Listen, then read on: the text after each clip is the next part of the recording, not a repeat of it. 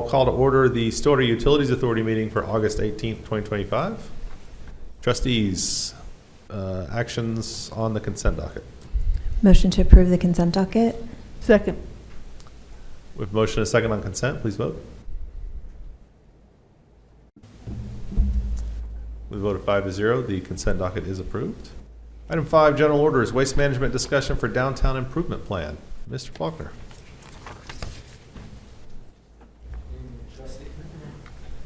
Trustees, Matt Faulkner, Waste Management Director. Gonna dive into the exciting world of solid waste collection, specifically in the downtown area. ERP systems, solid waste management. This is an exciting meeting. It may not be as glamorous as a new ERP system, but fascinating nonetheless. So. All right. We're all on the edge of our seats. Oh yes.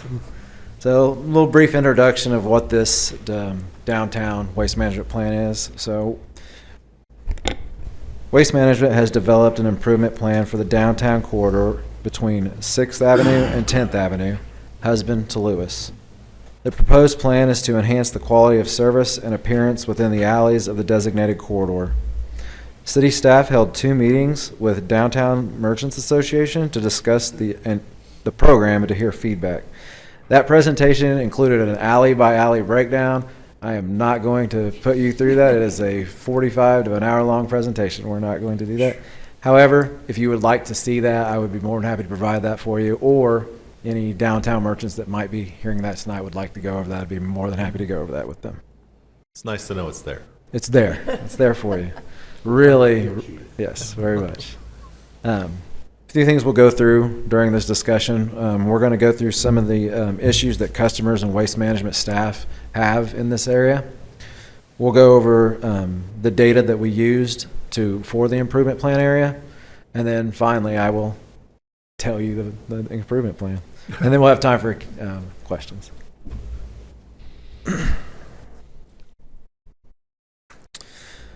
So here in front of us we have a few of the issues in the downtown area. Dumpster assignments are a problem. So due to the high number of dumpsters in the area and that a portion of these dumpsters are shared by multiple customers, it is difficult for customers and even staff sometimes to know who is assigned to what dumpster. This confusion can lead to customers having questions about their billing and occasional arguments among customers, so it can be a problem. Waste Management go out and we audit this area frequently, at least every other month. However, when we're trying to make sure proper services are rendered, we end up having to change dumpster assignments. That furthers that confusion.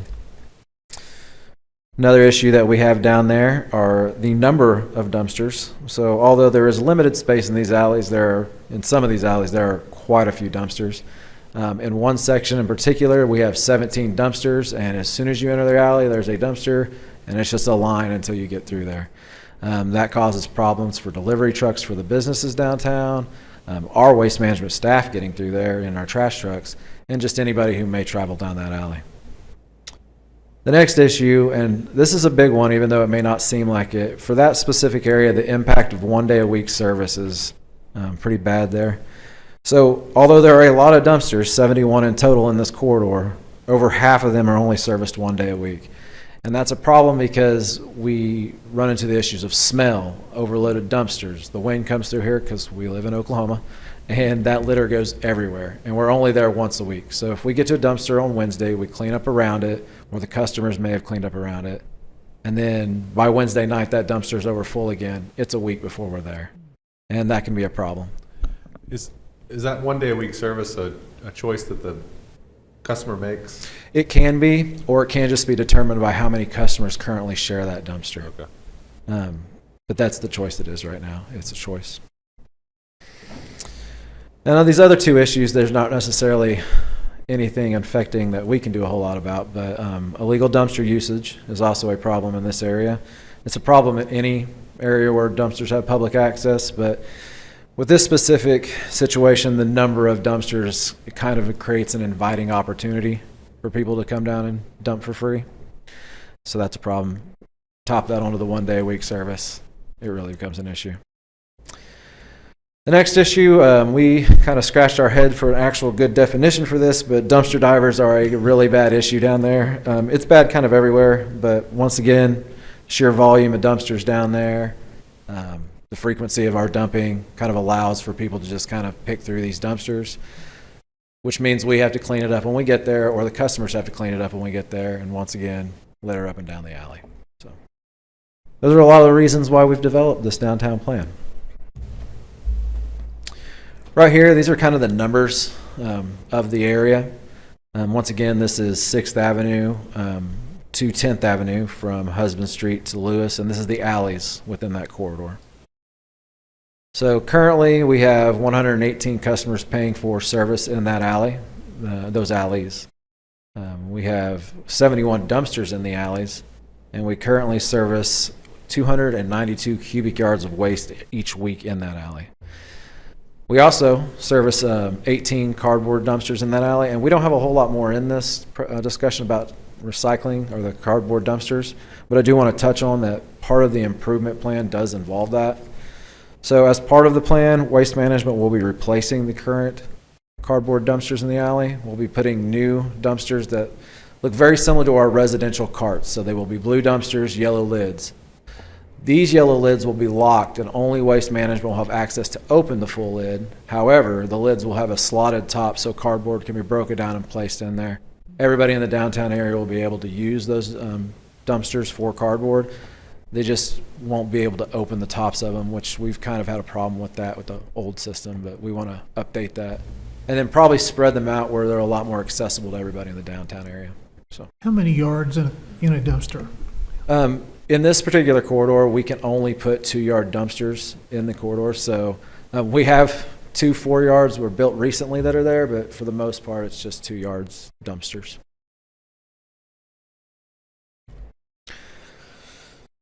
So using the customer and observational data that we've been evaluating for this system, we were able to classify the customers in the corridor into 2 classes, so a low volume and a high volume customer.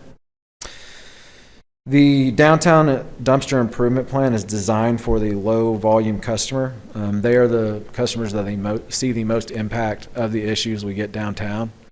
You can kind of see here by the numbers, it's 105 customers, and they're all utilizing 51 of the 71 dumpsters that are down there. And these 51, they're only dumped once or twice a week, maybe.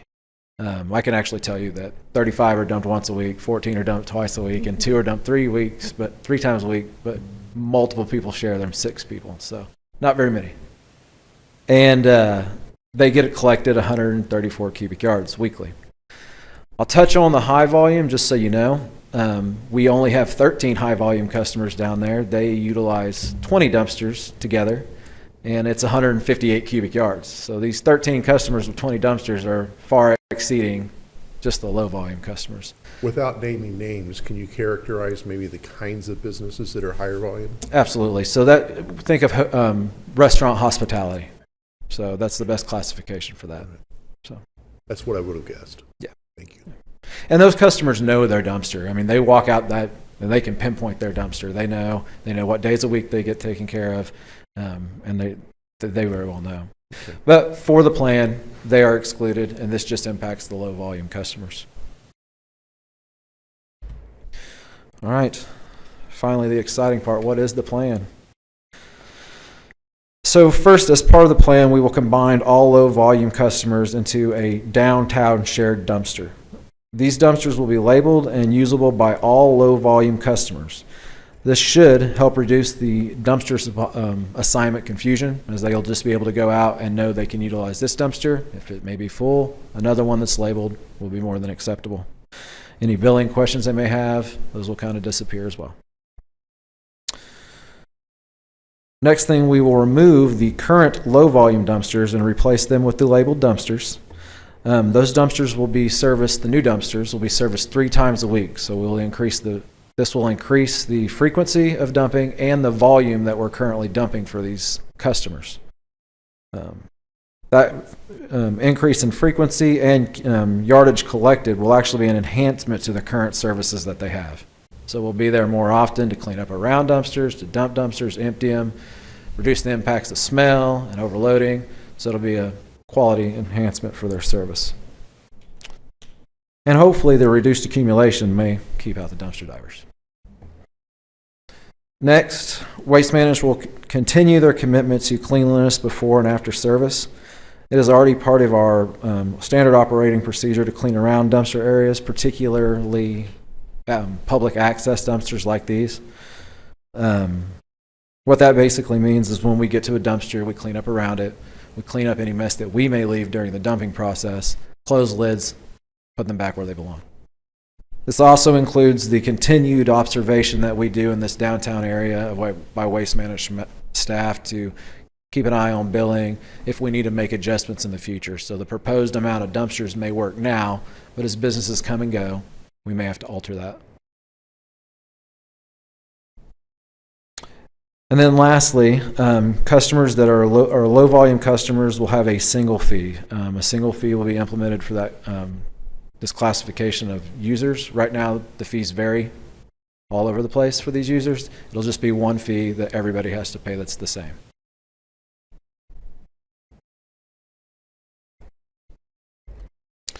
This is a look at that same information kind of by the numbers. As you can see, we currently have 151 dumpsters down there. We would replace those 51 with 30. The current cubic yardage is 134 cubic yards collected a week. This would increase to 180 cubic yards or 46 cubic yards a week and would hopefully take care of a lot of those problems that we're seeing down there. If you look down at the bottom, there is a proposed customer fee for this particular service. That's a monthly fee. This would be a monthly fee, that's correct. This fee is not for a recommendation here tonight. It will be brought back when we do a later full-blown waste management fee. But I wanted to give you that example. How does that compare to their current? It varies depending on the rate they're paying now. It could be a little higher, it could be a little lower, but they are getting an enhanced version of service.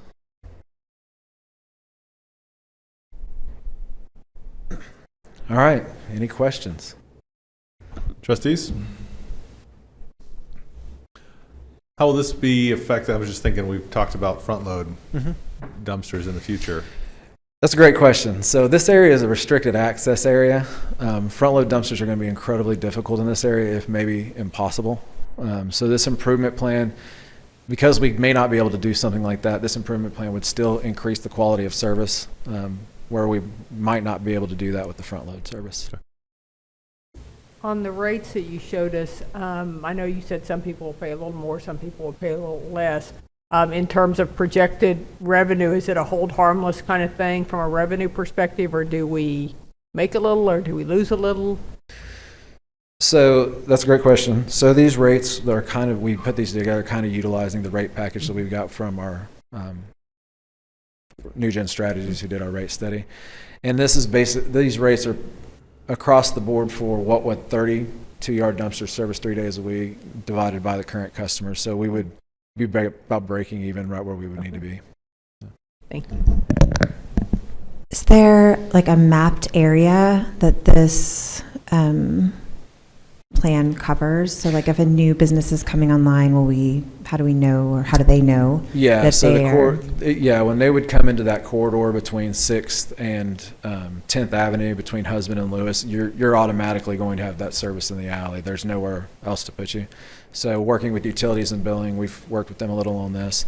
They'll know to introduce that, because there may be customers that come in that are outside of this shared classification. They may be a larger customer. It might be one of those restaurant or hospitality businesses, so they'll have their own set-alone. So they still stay with their own, they've got their own dumpster and they get dumped however often that they. Correct. Nothing will change for them at all. We are going to label their dumpsters so there's no confusion. So That's a great idea. Yeah. If they know it's a shared dumpster, it's a shared dumpster, but if it's a dumpster in that specific corridor, it will be labeled so they'll all know.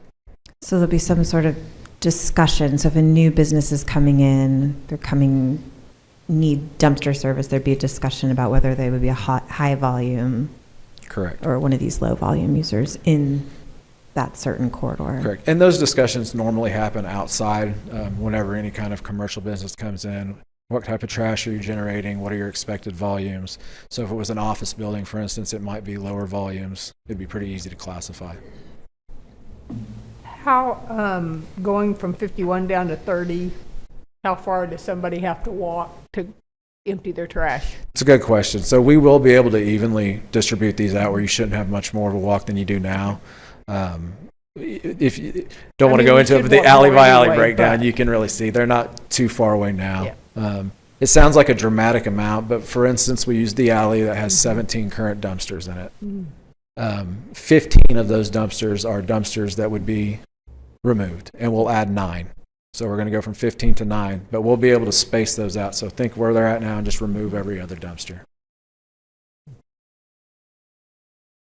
I seem to recall seeing some dumpsters that are not Stillwater dumpsters in that area too. Is Republic or somebody else? Not providing service in anymore. there? They're Okay. currently in this corridor where you're their only service provider. Okay. That's been recent. So I think it's great that you guys have gone through and done this kind of analysis to try to figure out how to provide a better service, to clean up downtown, to have, just be a more, efficient and a better service for our community. So it's great that you've been able to identify these improvements, and excited about it. well, thanks for having me. Yeah, thank you. Item 6, Resolution 6A, Resolution SUA 2025-5, a resolution of the Stillwater Utilities Authority authorizing a loan from the Oklahoma Water Resources Board in the total aggregate principal amount not to exceed $112,905,000, approving the issuance of a promissory note in the total aggregate principal amount not to exceed $112,905,000, secured by a pledge of revenues and authorizing its execution, designating a local trustee, approving and authorizing the execution of a series of 2025B supplemental note indenture, approving and authorizing the execution of a loan agreement, ratifying and confirming an amended lease agreement by and between the City of Stillwater, Oklahoma, the city, and borrower pertaining to certain water, sanitary sewer, solid waste disposal, and electric systems, ratifying and confirming a sales tax agreement by and between the city and the borrower pertaining to a year-to-year pledge of certain sales tax revenue, approving and authorizing a note purchase agreement, approving various covenants, approving and authorizing application to the Oklahoma Water Resources Board, approving and authorizing professional services agreements, approving and authorizing payment of fees and expenses, and containing other provisions relating thereto. This is the companion resolution to what we discussed earlier. Are there further questions about this resolution or action by the trustees? Move Motion- adopt. Go Go ahead. ahead. You do it Motion this to time. adopt resolution SUA 2025-5. Second. A motion and a second to adopt the resolution. Please vote. Resolution is adopted with a vote of 5-0.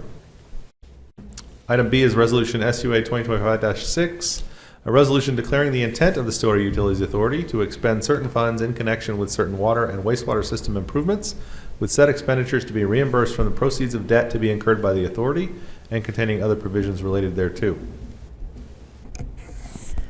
This is what's referred to as a reimbursement resolution. It would just allow the authority to expend project-related expenses, and if they're eligible, they can be reimbursed from proceeds of the loan.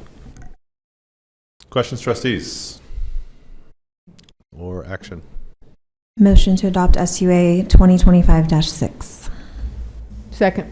With a motion and a second to adopt the resolution, please vote. The vote of 5-0, resolution is adopted. Any reports from the officers of the board? Is there a motion to adjourn? Motion to adjourn. Second. We have a motion and a second to adjourn the SUA. Please vote. The vote of 5-0, the Stillwater Utilities Authority is now adjourned. And at